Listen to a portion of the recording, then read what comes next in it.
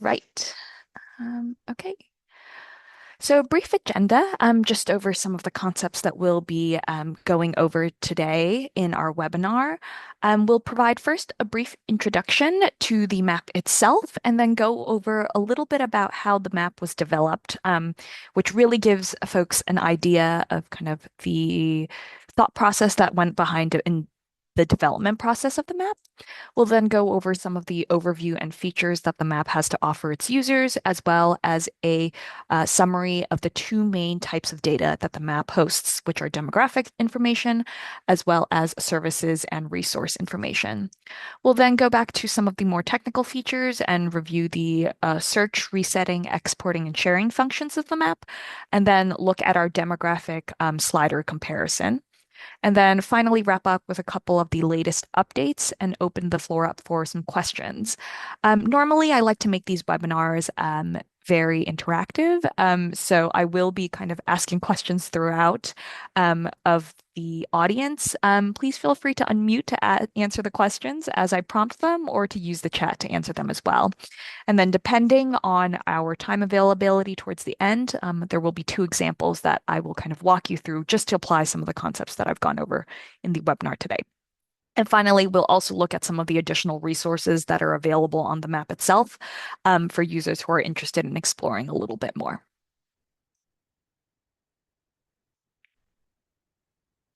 So Image NYC is the interactive map of aging, which allows visualization of local data to address unmet needs and to plan for the future.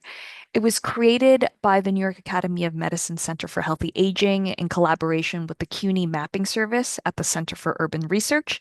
And it's a tool that allows users to understand and analyze spatial and socio-demographic patterns and trends. It's an open source map of the city's current and projected population of adults 65 and older, and it also provides an overlay of available resources, services, and amenities relevant to the aging population. It was really designed with a wide variety of stakeholders in mind. So that includes parties such as government agencies, elected officials, social service and healthcare providers, planners, funders, and researchers. And we really view it as a critical tool to support funding, planning, advocacy, and also direct service provision.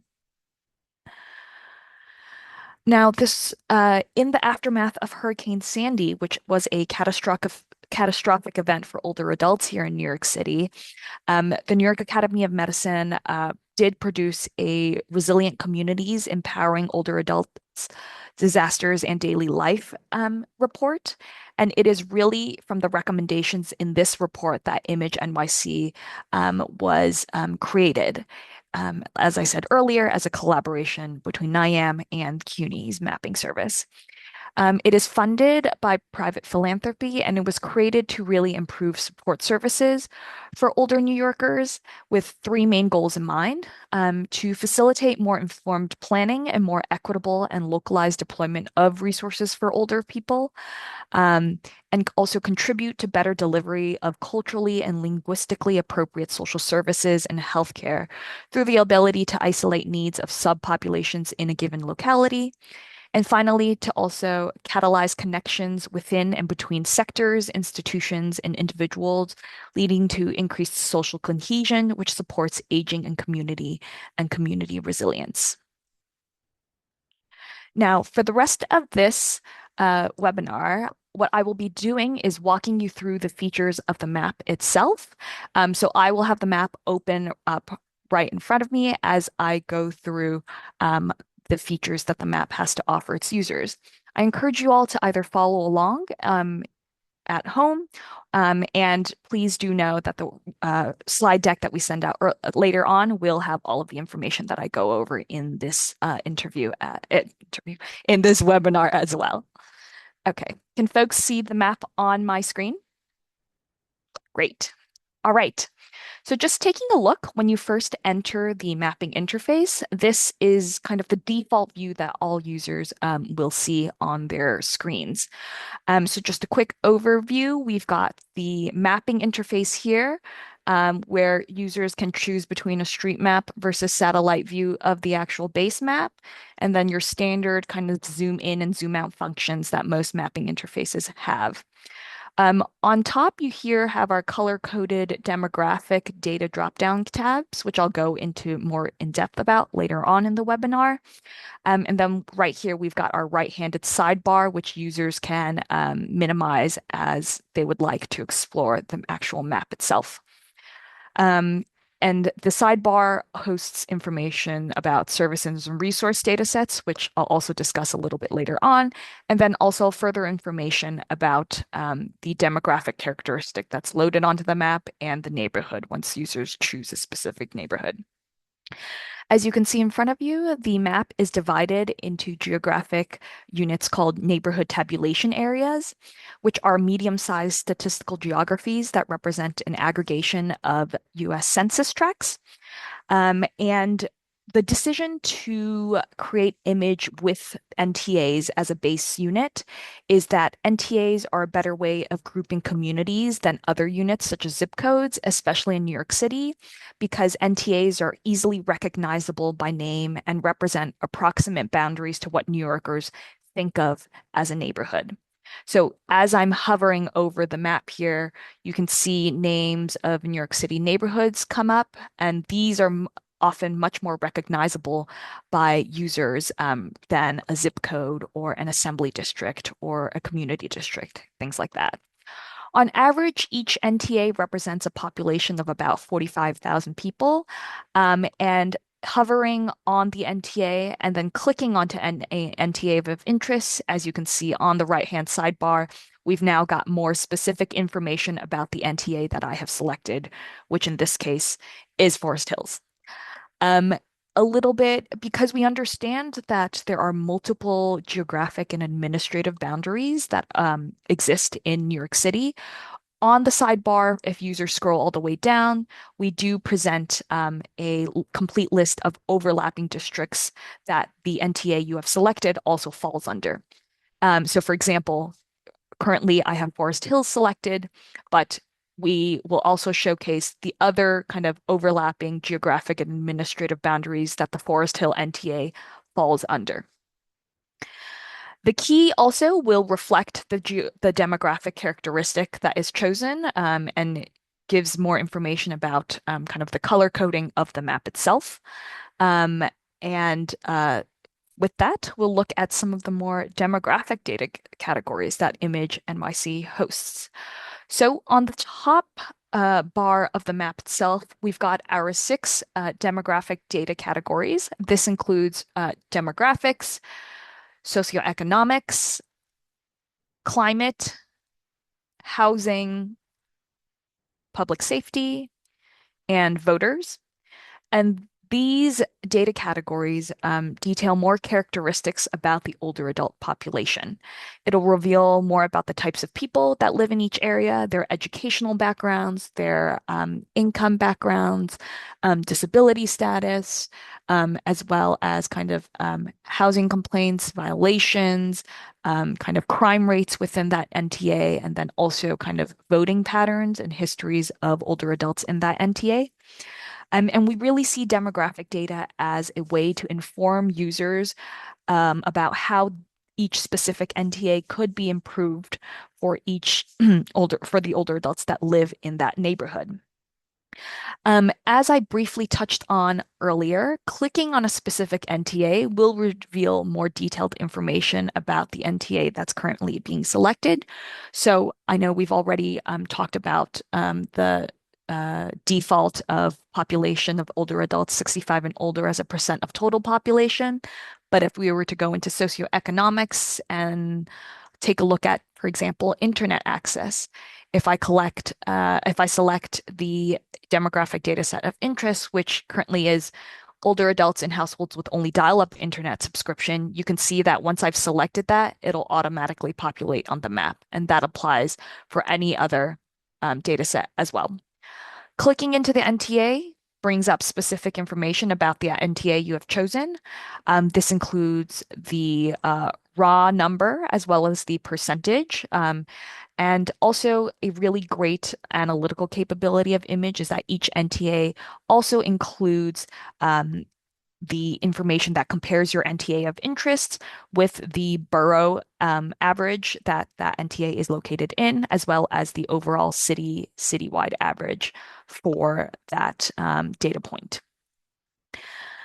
Um, Data is also available by age increments where applicable, as we understand that older adults 65 and older are not just a monolith. And so I encourage you all in your free time to really explore some of these data sets that Image NYC hosts um, in your free time. Are there any questions so far before I move on?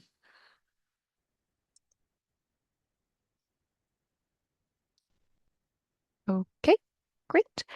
So moving on from some of the demographic information, the other host of data sets that Image provides its users are the services and resources relevant to older adults available on the map. Um, and this can be accessed using that right sidebar we spoke about earlier.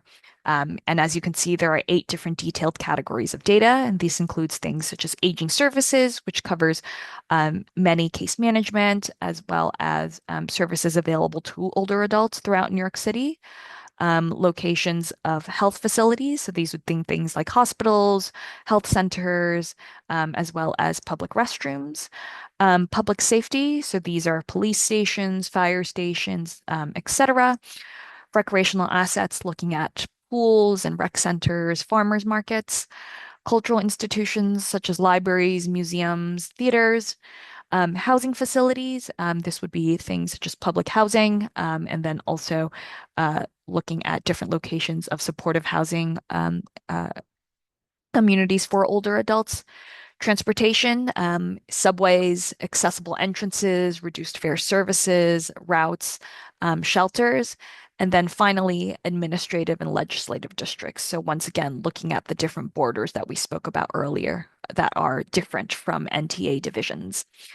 We really see these services and resources as a way for users to identify existing services and resources that can support your organization's outreach in the areas that you all work in, and users are able to kind of select as many services and resources that they would like to populate the map. So, for example, as you can see, I've just ticked the box next to caregiver support services, and you can see the icons with geolocations of caregiver support services located throughout the city. I can select as many data sets as I'm interested in, and all of those icons will populate the map as the user desires. Clicking on a specific icon on the map itself will bring up specific information for that service that you have selected. And usually this includes information such as the name of the service you've selected, which in this case is a naturally occurring retirement community center. And usually it'll also provide the address of that service that you've selected, as well as some type of online connection to that actual resource. For certain services and resources, there is also contact information. So, for example, the home delivered meals data layer provides contact information for the directors of that service, which really facilitates easy access for users who are looking to identify different services and resources in their specific NTAs. Um, any questions about service and resource data sets that are available on the map?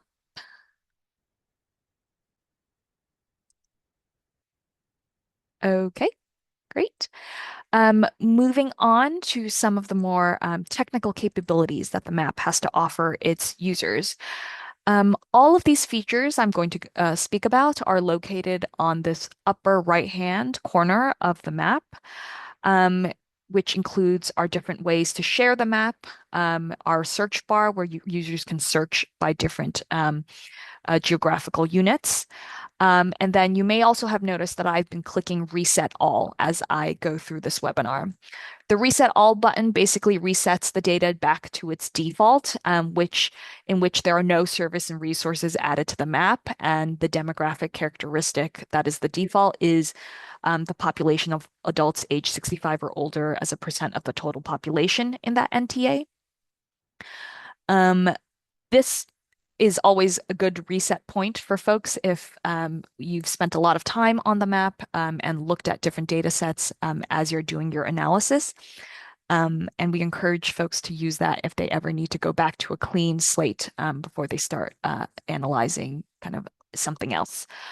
The share and print map options are all different ways that users can share the map that they are currently working around with. And the great thing about both of these options is that if users have populated the map, so let's say I'm just going to select a couple of services and resources to add onto the map um, and potentially look at some other things. If I were to share or export the map, um, the link URL that's generated or the PDF that is generated from both of these options will mirror the exact information the user has populated onto their map interface, so that when this is shared, the exact information users see on their computer screens is reflected in that shared material. User, There's a question in the chat around whether yeah. you can cross-reference categories. Um, can you clarify, Lori, what cross-reference categories means? Like, what do you mean by that?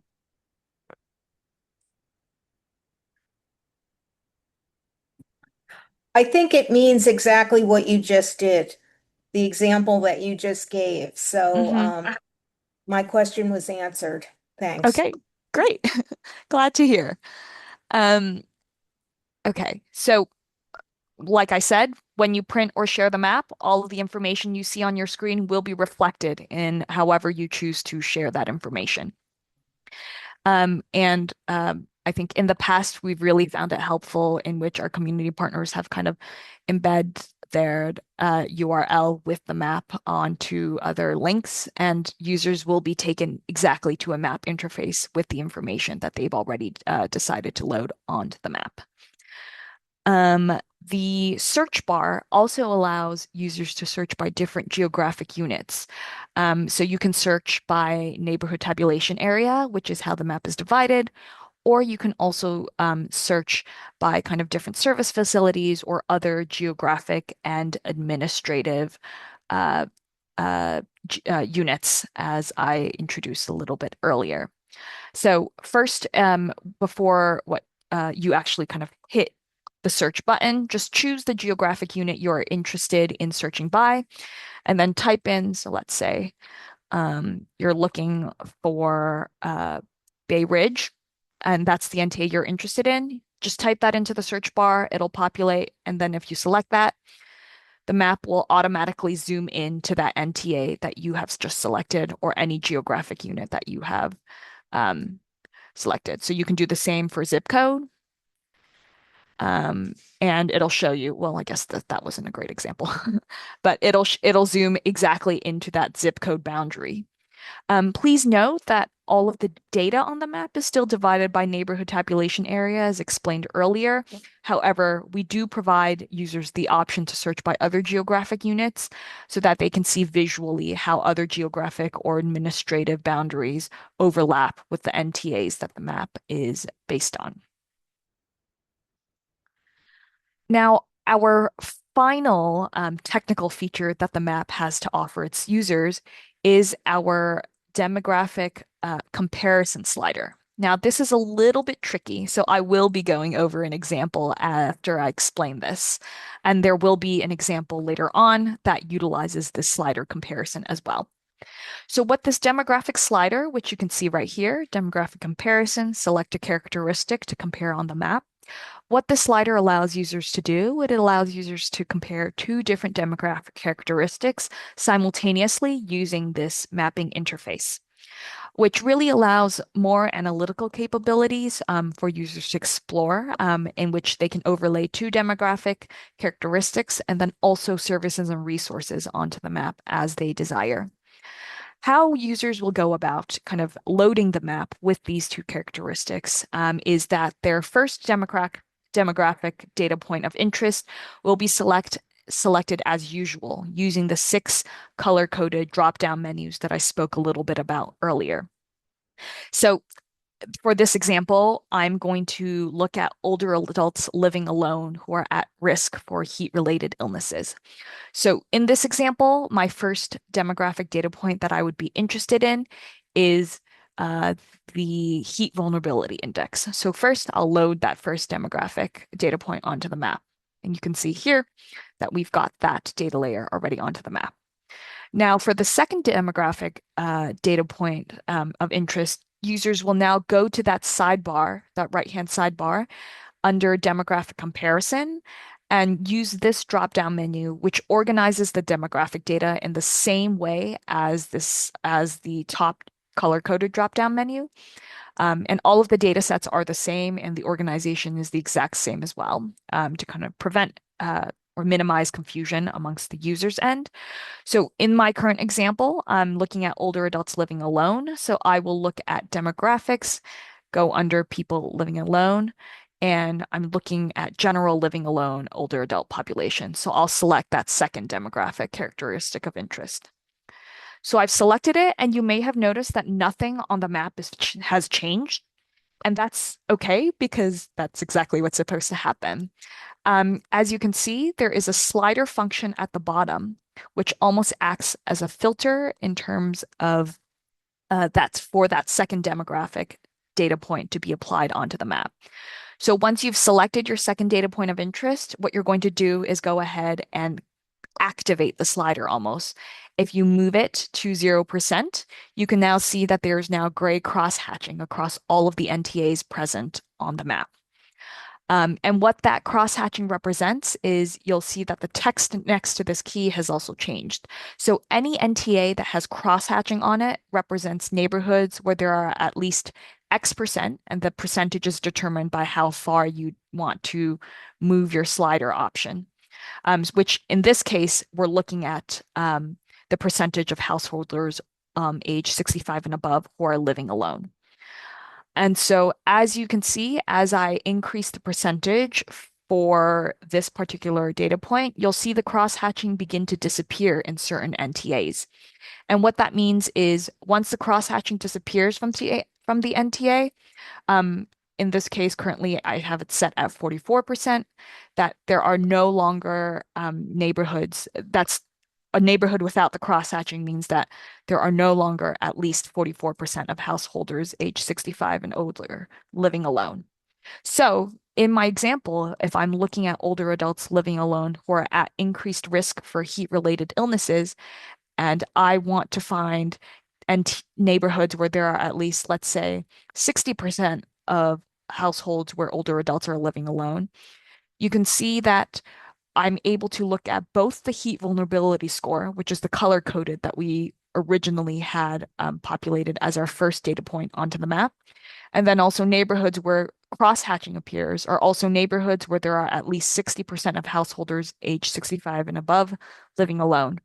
And what this tells us is that certain neighborhoods that have a high heat vulnerability score, so just taking a look at the map here, um, as well as neighborhoods that have cross-hatching with a significant amount of older adults living alone.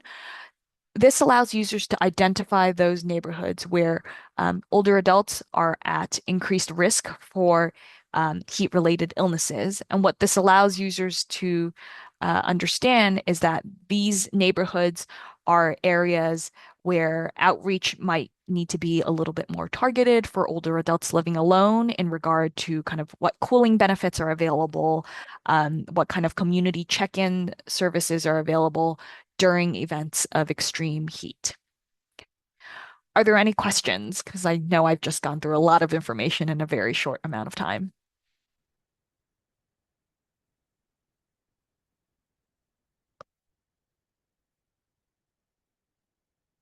Okay. So Henry has asked if the map can show trends through the years of the NTA in areas like where the older adult population is growing or shrinking or changes in service availability. So I guess asking about any temporal changes that the map analyzes. At the current moment, we do not have that function. However, this has come up in this year's discussion as we think about different ways to expand the map's usability for folks. So I would say be on the lookout for changes like that in the near future. And Carolyn, I see you have a hand raised. Right. Can you hear me? Yes. Okay.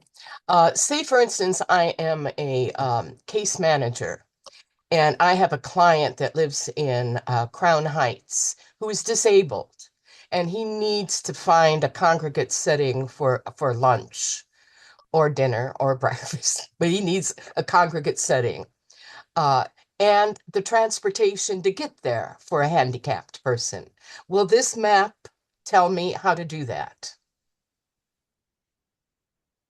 I'm not sure if the map will tell you exactly how to do that, but it can tell you different ways in which you can assist that client in finding those services. Okay. We do have within the aging services service and resource category, kind of congregate meals. And what I would say you would do in this instance is you can kind of select all of those options, and then also search by neighborhood, which you mentioned as well. Right. So you can go through that. So let's just say, for example, so this will provide you a general idea of the congregate meal services that are offered in the neighborhood. And Okay. then in addition, in terms of transportation options for users, we can take a look at whether any public transportation, in particularly subway entrances, are accessible for that user. Right. So if we're looking at subway entrances, we can see that there are a few subway entrances in Crown Heights that meets that criteria. And in addition, we also have information about the bus routes that run, so you can add that onto the map as well if we want to take a look at the bus routes that run throughout that neighborhood. And we also have kind of transportation, the location of transportation services in that area. So you can see that while there aren't any transportation services in Crown Heights specifically, in nearby Bed-Stuy, there are certain locations that offer those services to clients. Fabulous. Okay, Thank great. you. Of course. Any other questions?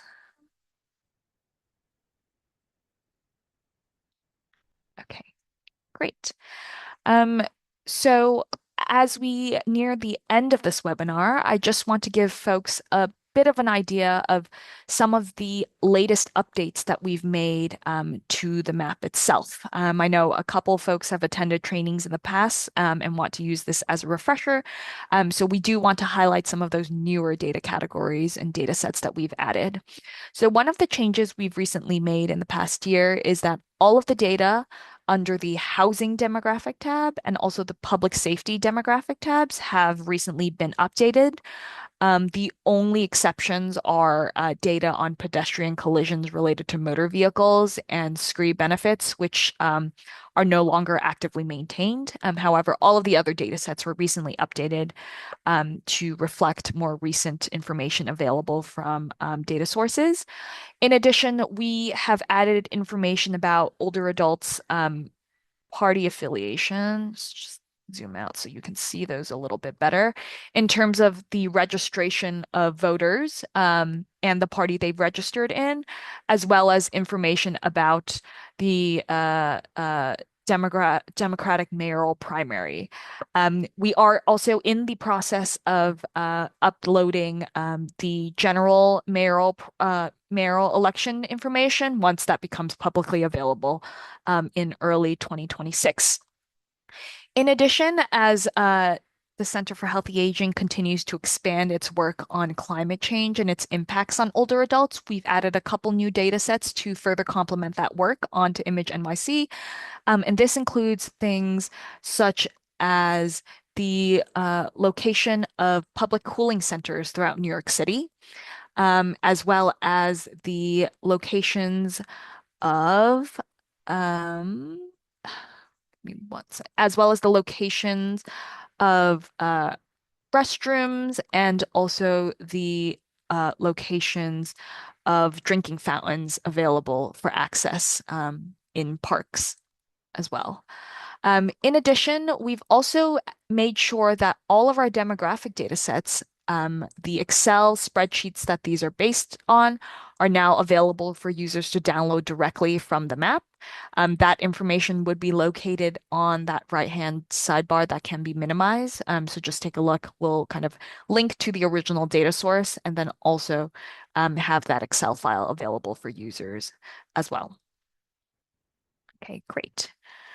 So I'm going to pause again as a last call for questions, and then I think we have time for both of the examples, as we walk through. So Jenny has asked, how often are the data sources updated? So I would say this really depends on the data source that we are looking at. So, for example, for our demographic data categories, a lot of this information does come from US Census updates. So, for those data categories, I would say every time the Census Bureau either conducts a census or there are updates to kind of American Community Survey results, those are updated pretty regularly as that data becomes publicly available. In terms of services and resource information, just because we know that's constantly changing, we do check periodically, I would say kind of twice, at least twice a year, to kind of run through all of the data sets on our map to see if our data sources have updated their information or not. And those kind of occur on a rolling basis. A lot of our data sets about services and resources comes from NYC Open Data, and they have an excellent record of providing data updates on a semi-regular basis. So as they become available, we try to make that available to users as well as soon as possible. I hope that answers your question, Jenny. And if there are any kind of data sets that we think might be helpful to expand on the map's capabilities, or if users would like certain data sets to be added onto the map, or if they think are helpful for images uses in the future, users are available. Users can provide feedback on the website itself, or email any of us here at the Center for Healthy Aging for further assistance. Great. Any other questions before I go into the examples?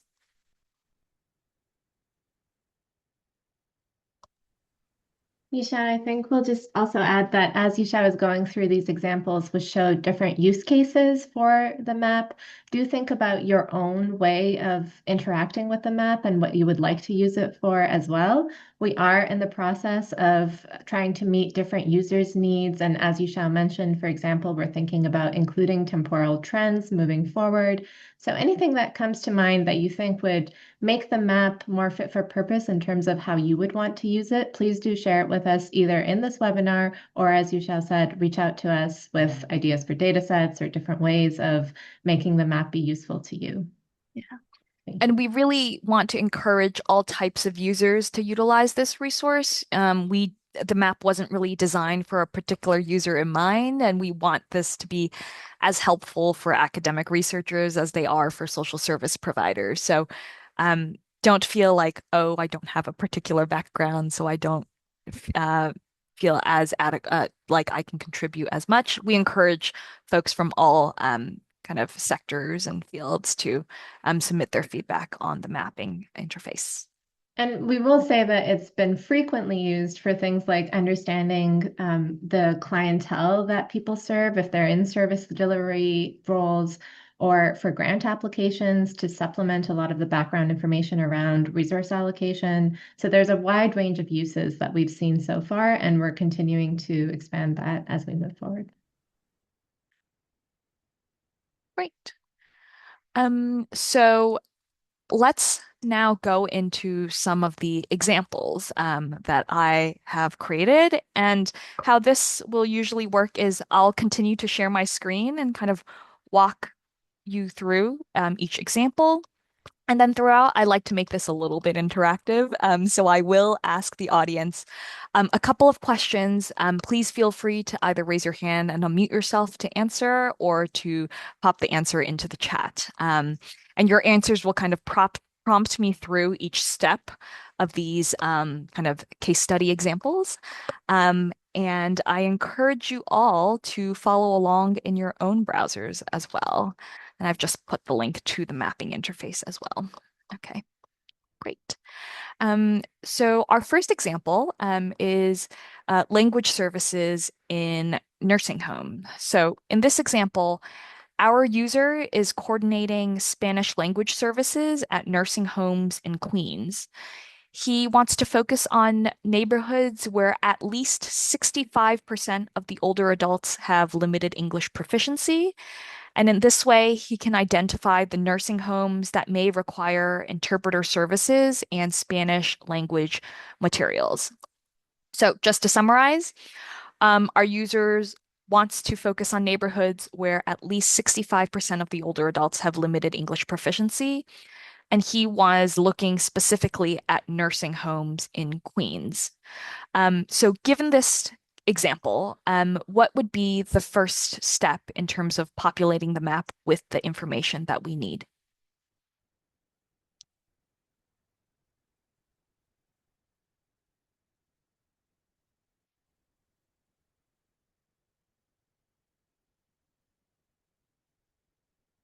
So because our user is interested in older adults with limited English proficiency, we'll first go into socioeconomics and we want to populate information about English proficiency of older adults throughout New York City.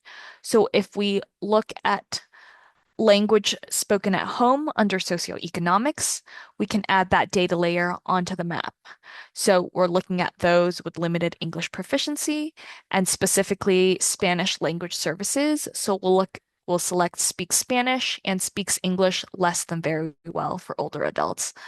That will get loaded onto the map. And let me just zoom out so folks can see the entire map uh, in its totality. And since our user is interested in coordinating services at nursing homes, the second step to this would be to populate the map itself with the location of nursing homes. So that can be accessed using the services and resources pull down bar on the sidebar. And we are going to look at um, nursing homes. Give me 1 second. So older adult centers could be one, since this user doesn't specify um, exactly what it is we're looking at. Oh, well, I guess we also have the nursing home specifically. So depending on what the user needs, we'll select those. For this instance, I'm going to select all kinds of nursing homes as the user didn't specify what he's looking for. And finally, we are specifically interested in nursing homes located in Queens. So what we can do further is by using our search tab to specifically focus on Queens. Now, in this example, we want to focus on neighborhoods where at least 65% of the older adults have limited English proficiency. And by using the hover feature as well as the key that's available on the mapping interface itself, users can go ahead and kind of hover to see which exact NTAs in Queens have at least 65% of older adults that speak Spanish and speak English less than very well. So for this particular instance, neighborhoods of interest should include East Elmhurst, where 75.3% speak Spanish, and North Corona, where 86.2% speak Spanish. Are there any questions about this example?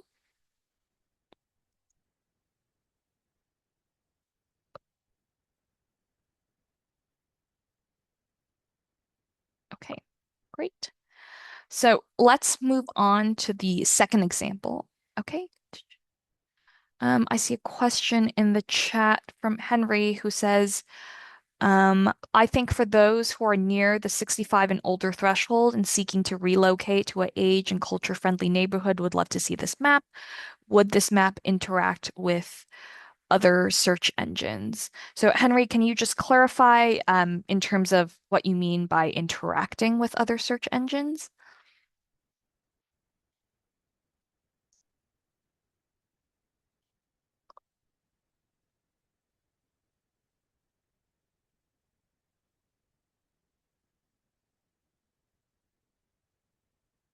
I think I'm looking for something like maybe it's a real estate search map.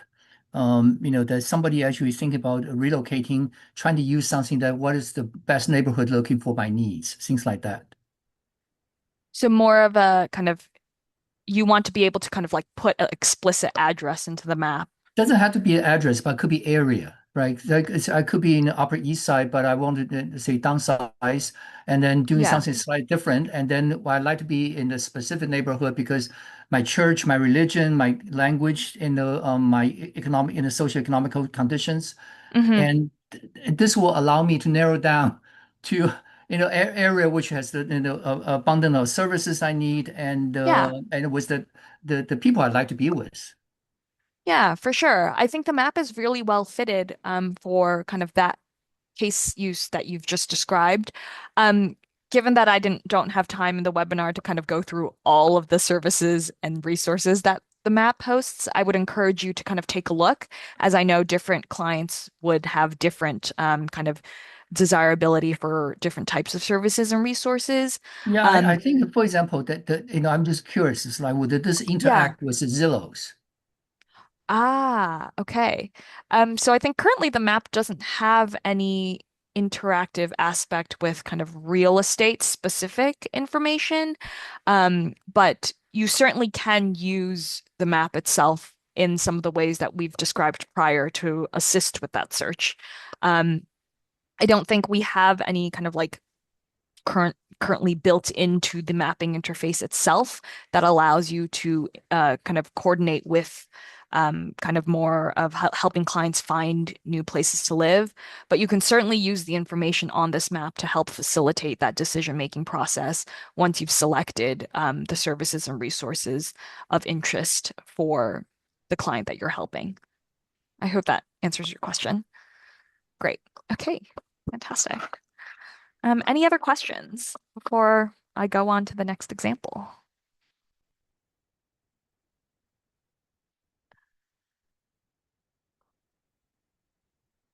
Okay, great.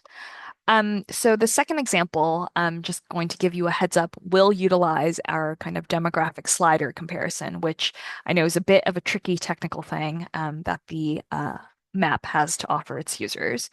So in this example, we're going to help low-income older adults access cooling benefits in their neighborhoods. So in this example, our user wants to identify neighborhoods where there are at least 60% of older adults making less than $25,000 a year who may be at risk for extreme heat events. So given that our previous example that I walked us all through touched on a very similar topic, to help this user identify neighborhoods where at least 60% of older adults are making less than 25,000 a year. Um, there would be two different demographic data points in which users would be interested in. The first would be the heat vulnerability score, which we touched upon a little bit earlier. So I'm going to go ahead and select that from the menu. And then we're also interested at identifying the income levels of older adults throughout New York City. Um, Now, I'm going to ask the attendees of this webinar where on the mapping interface I might be able to find the place where I can populate the map with the second demographic characteristic of interest.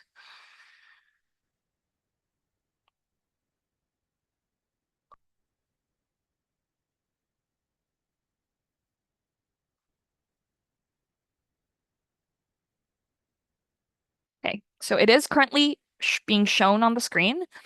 Um, the demographic comparison slider is where you would populate your second demographic character of interest, which would be household or income.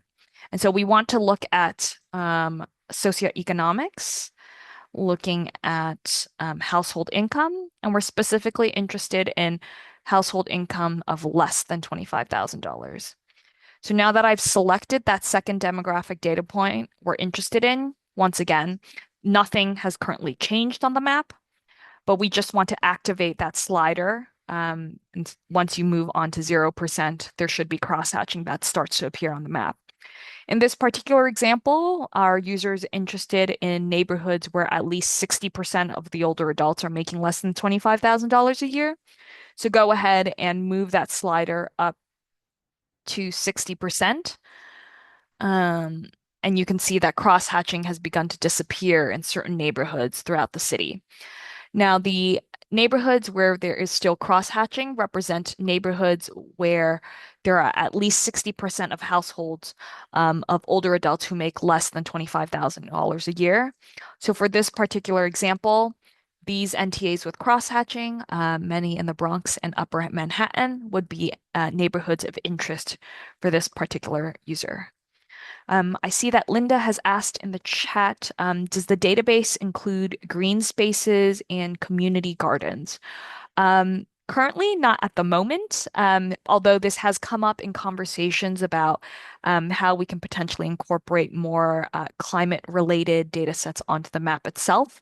So I would say, Linda, stay tuned for that as well. I think that would be a great addition to the map as we continue to explore expansion efforts. Yeah, there are recreational assets under services and resources. So you'll see some information around recreation centers, public pools, seating locations, so benches in parks, drinking fountains, botanical gardens. So some of that is there, but yes, for a more explicit look at green spaces, we are trying to move forward on that in along with the heat vulnerability index to add to the climate tab.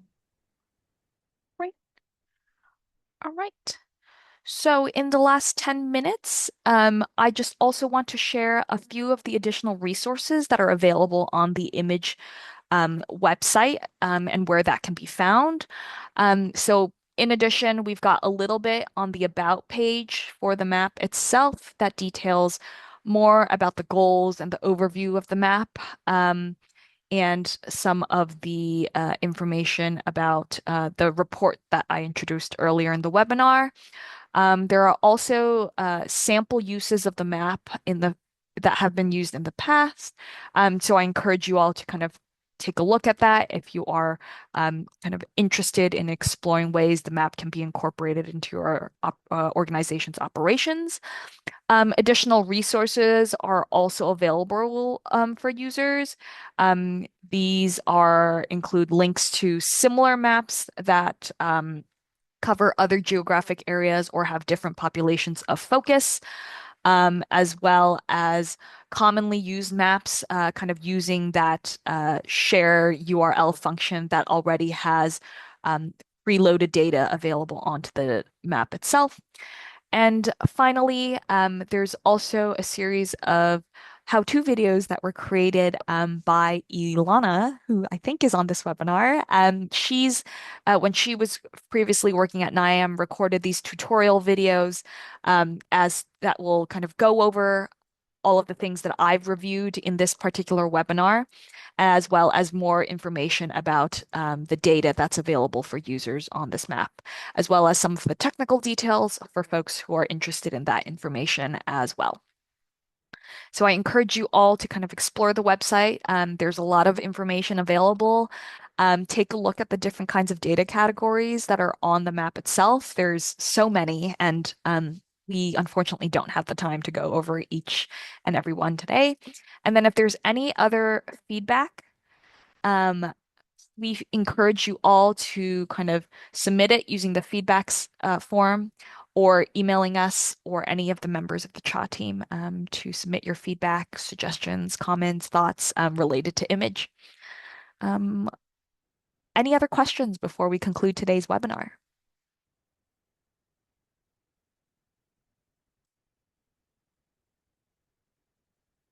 Okay, great. Well, I thank you all for attending today. As we've said, we will share those slides, which includes a kind of step-by-step instructions of everything that I've gone through today. And this recording will be available as well, with the examples included too, in case you would like to kind of follow along in your own spare time. Wishing everyone a wonderful rest of your day and happy holidays to all.